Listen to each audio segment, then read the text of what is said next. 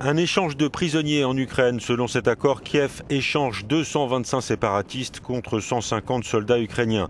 Sur le terrain, dans l'est du pays, les observateurs du Centre de coordination tripartite confirment que les accords de cessez-le-feu obtenus à Minsk ne sont pas respectés.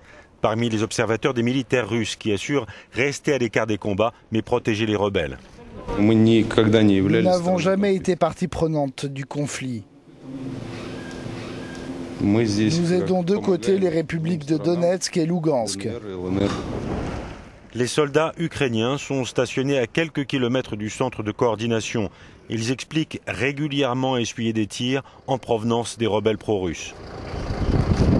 Le plus dur, c'est quand on vous attaque, mais qu'il faut respecter les accords et qu'on ne peut pas répliquer.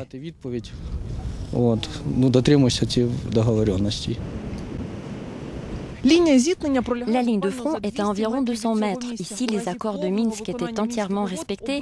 Les deux parties devraient évacuer leurs armements à 15-20 km à l'intérieur des terres. Dans le Donbass, plusieurs villes comme celle-ci sont pour partie détruites. Les échanges de tirs sont toujours réguliers et le processus de paix semble dans l'impasse pour ce conflit qui a fait plus de 4700 victimes depuis son déclenchement en avril dernier.